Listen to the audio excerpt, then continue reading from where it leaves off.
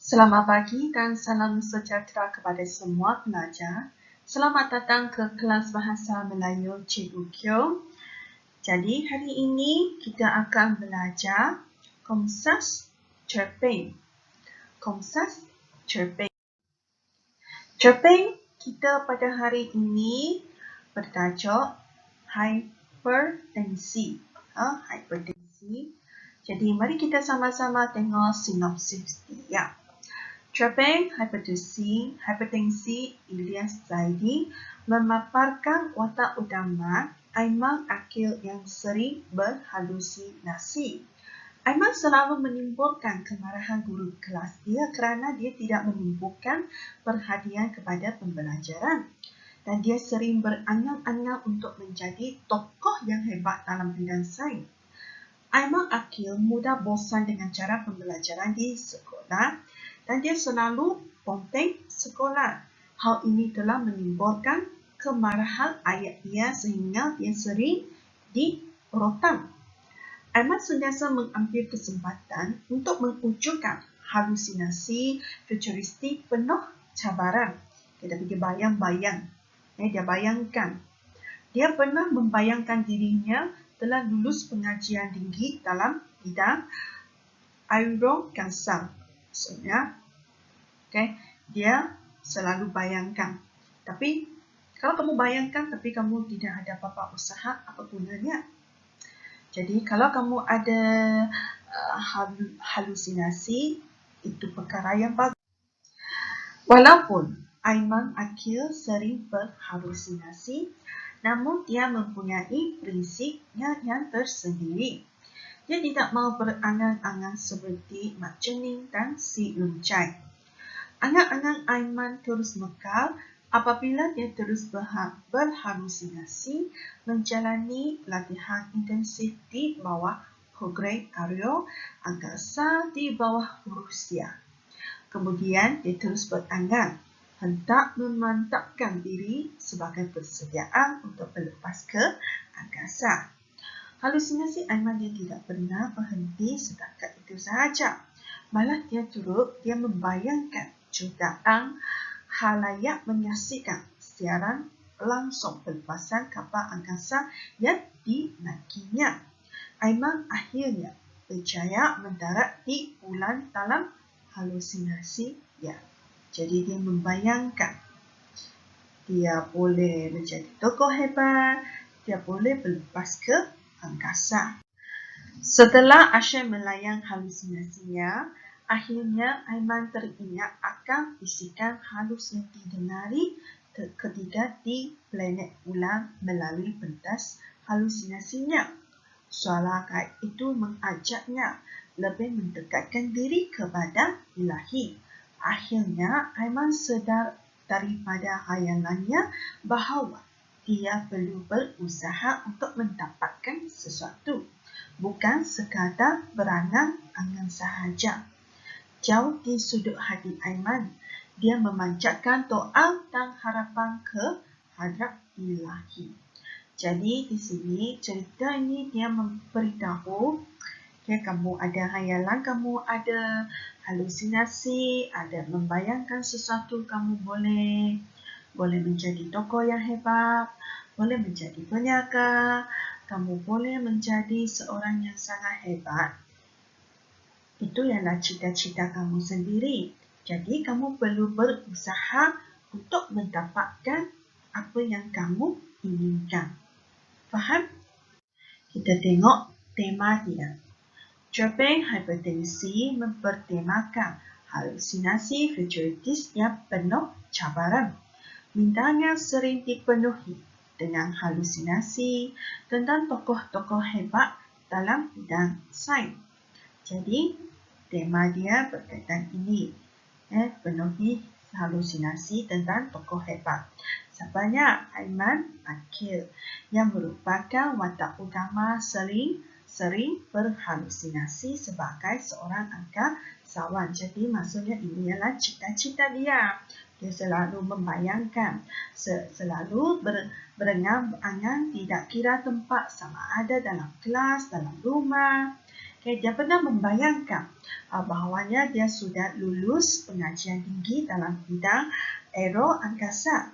Walaupun dia sering berhalusinasi, namun dia berkali-kali tidak membiarkan angan-angannya seperti mak jenis, seperti si luncai yang tidak sampai ke mana-mana. Okay. Angan-angan tentang kehebatannya dalam bidang aero angkasa semakin bekal sehingga kan dia bukan sahaja dia membayangkan dia pernah mengikuti latihan intensif di bawah program aero angkasa bersama dengan Rusia, malahan dia pernah mendarat di stesen angkasa antarabangsa. Jadi dia boleh berangan, dia boleh membayangkan sampailah di stesen angkasa antarabangsa. Maksudnya dia betul-betul sangat suka, sangat minat dengan aero angkasa ini. Persoalannya, adab menuntut ilmu. Sikap Aiman yang tidak fokus pengajaran Cikgu Farida di dalam kelas telah menyebabkan Cikgu Farida hilang sabar. Okay, sebab dia selalu berangan-angan di dalam kelas. Persoalan kedua, kebanggaan terhadap identiti diri. Aiman akhir bangga akan namanya yang diberikan kerana namanya tersebut mempunyai makna yang baik. Persoalan kepekaan akan situasi sekeliling. Contohnya, Aiman cepat-cepat membetulkan jawapannya apabila dia mengetahui wajah Cikgu Farida berubah dengan jawapan awal yang diberikan.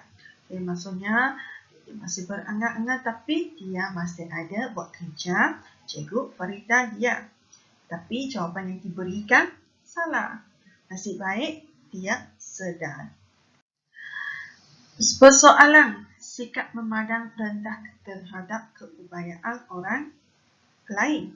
Contohnya, Aiman mengintil adik-adiknya dan rakannya Cikyong kerana lambat menyelesaikan tugasan matematik. Sikap ini kurang betul ya, jangan mengintil. Persoalan peranan ibu bapa dalam keluarga. Ayah dan ibu Aiman ingin mengetahui punca Aiman ponteng sekolah. Apa punca dia memponteng sekolah? Adakah kamu tahu? Okay. Persoalan ketekasan guru dalam mendidik pelajar. Guru kelas Aiman memberi amaran keras kepadanya kerana mengganggu rakan-rakan. Persoalan kepentingan prinsip hidup.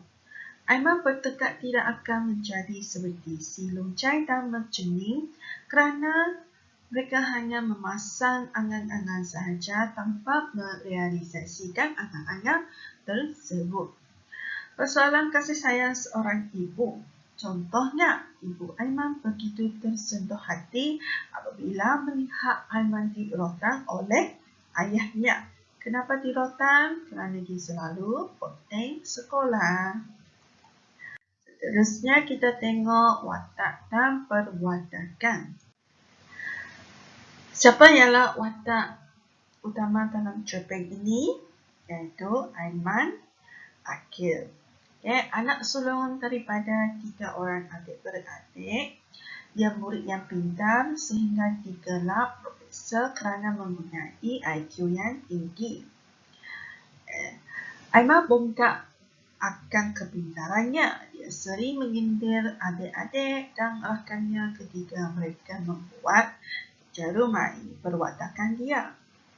Dia juga bersikap degil kerana tidak mengedahkan teguran guru apabila mengganggu rakan di dalam kelas. Aiman suka memberontak kerana tertekan dengan sikap dan layanan bapaknya yang garang. Dia seorang pendendam iaitu menyimpan dendam terhadap bapaknya yang sering merotan dan menamparnya. Ini kerana dia selalu ponteng sekolah, tidak fokus di dalam kelas.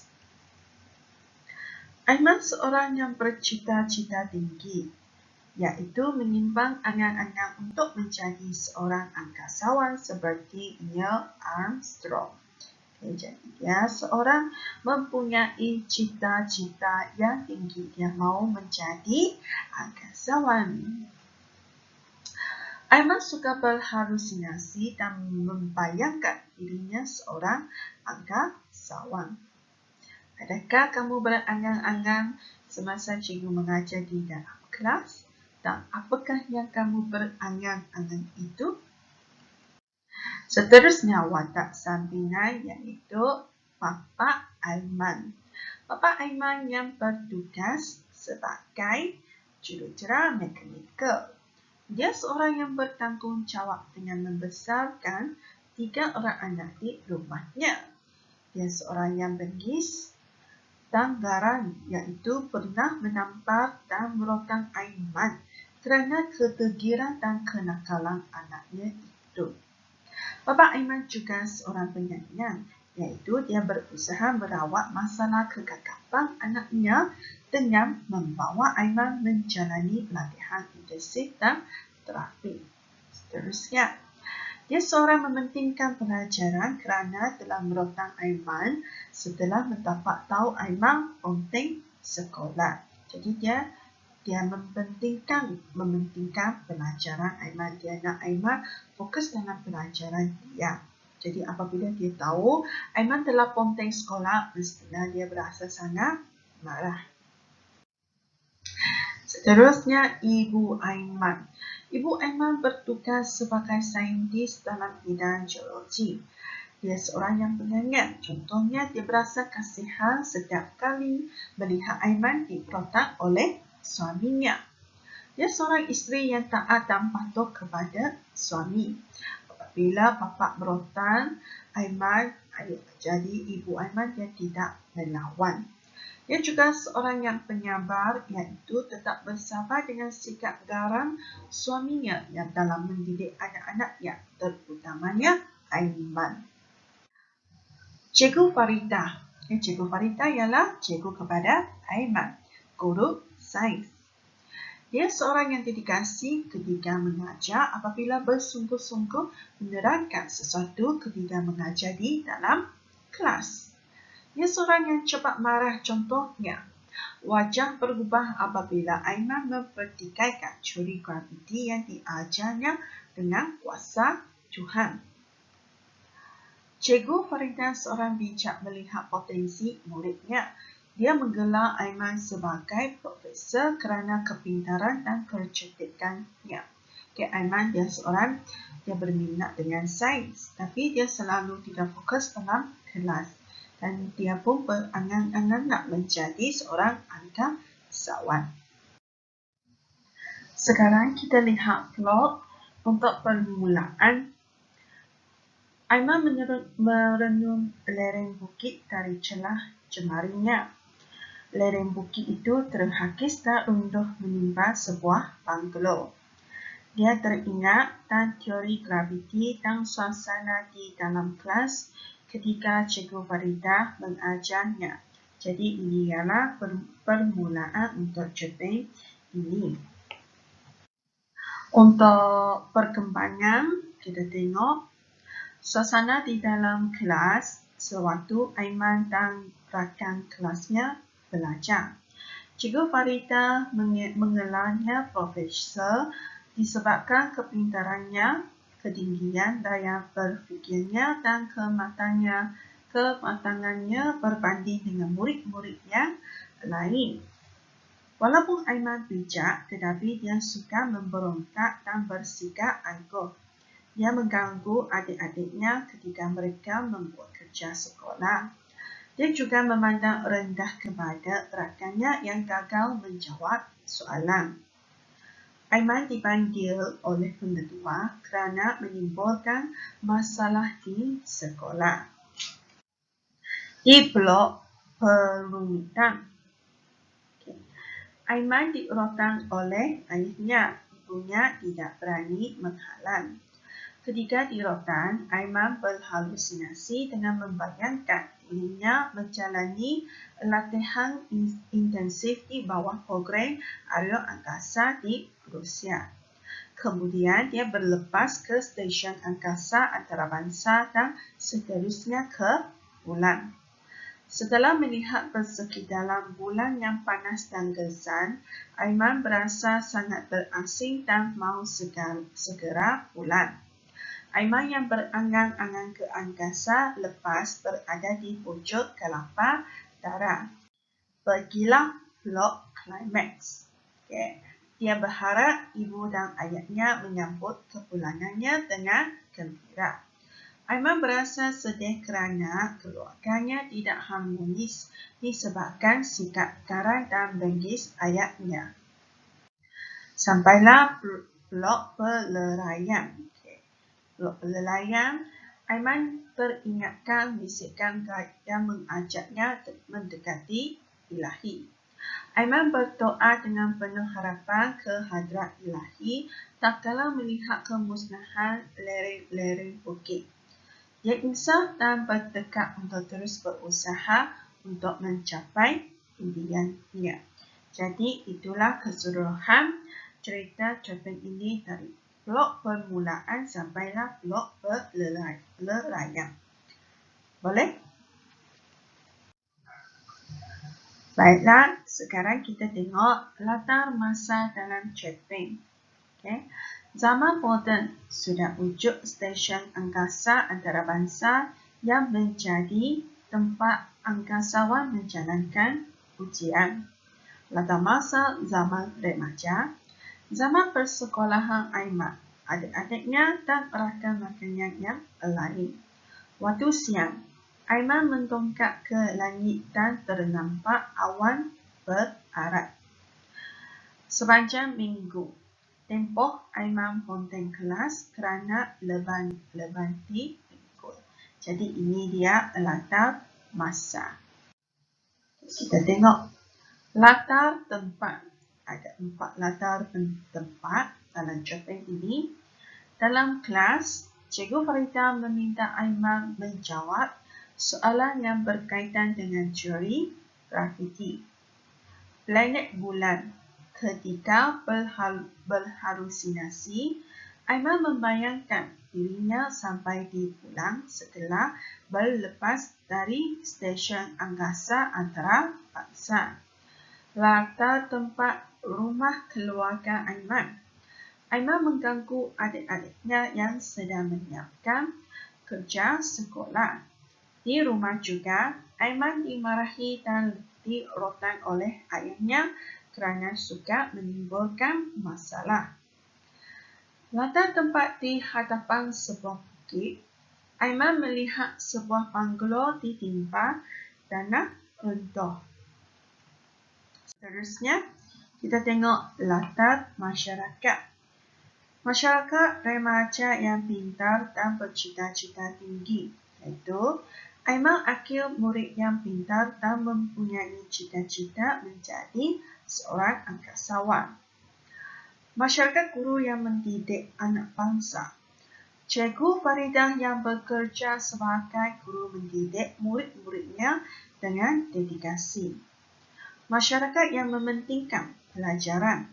Babah menegur Aiman apabila Aiman dia mengganggu adik-adiknya membuat kerja sekolah. Babah juga marah kepada Aiman yang selalu ponteng sekolah. Seterusnya, latar masyarakat golongan ibu bapa yang berpendidikan tinggi. Bapa mempunyai pendidikan berlatar belakangan kejuruteraan mekanikal, manakala ibu Aiman seorang saintis dalam bidang geologi. Masyarakat golongan ibu bapa yang tegas mendidik anak. Bapa tegas menjaga disiplin anak-anaknya dengan memukul Aiman kerana Aiman ni seorang yang suka melawan dan memberontak. Masyarakat yang cinta akan alam sekitar. Aiman tidak suka melihat lereng-lereng bukit berhampiran rumahnya terancam. Jadi tadi itu latar masyarakat yang telah kamu boleh nampak. Sekarang kita tengok nilai. Okay, apa nilai yang kamu boleh dapat dalam cerpen? 1. Kebijaksanaan. Aiman dan rakan-rakannya bijak kerana mempunyai IQ yang tinggi. Kasih sayang. Ibu Aiman sayang akan Aiman dan adik-adiknya. Keprihatinan. Bapa dan Ibu Aiman prihatin akan tindakannya yang memancap pokok kelapa darah kerana berangan-angan ke angkasa lepas dengan menyediakan tilam. Nilai kegigihan. Aiman gigih menepuhi detik-detik di stesen angkasa lepas, walaupun sekadar berangan-angan. Keberanian. Aiman berani memancap pokok kelapa darah hingga ke pucuk kerana membayangkan dirinya menaiki kapal Soyuz. Keinsafan. Aiman insaf setelah mendengar bisikan yang menasihatinya supaya mendekatkan diri kepada Tuhan. Sekarang kita tengok pengajaran dia. Kita hendaklah mendalami sesuatu ilmu dengan bersungguh-sungguh. Kita hendaklah bersabar apabila berhadapan dengan masalah atau cabaran. Kita sewajarnya bertindak berdasarkan pemikiran yang rasional. Kita mestilah cinta akan alam sekitar. Okay, dalam cerpen itu, Aiman dia berasa sangat marah apabila melihat lereng-lereng bukit itu yang terancam dengan banglo. Kita sepatutnya menerima teguran ibu bapa sebagai tanda hormat. Jadi dalam cerpen itu, Aiman dia seorang yang degil dan dia seorang yang memberontak. Jadi sepatutnya kita perlu menghormati ibu bapa kita dan menerima teguran mereka. Kita janganlah bersikap angkuh akan kelebihan yang dimiliki. Okay? Sebab dalam cerpen dia ada ceritakan Aiman dia mengejek, dia sindir adik-adiknya dan rakan-rakannya dalam membuat kerja sekolah. Jadi kita janganlah bersikap itu. Kita dalam memupuk kasih sayang dalam keluarga agar hidup lebih harmoni. Jadi dalam cerpen itu, Aiman dia pun ada, dia macam rasa sangat tidak suka kerana keluarganya tidak harmonis sebab garang dan bengis bapa dia. Okey, boleh faham sampai sini pengajaran, nilai dan pengajaran. Okay.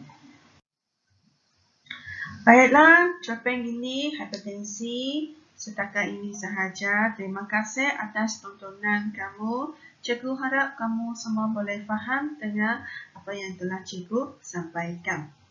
Sekian, kita akan berjumpa pada kelas yang seterusnya.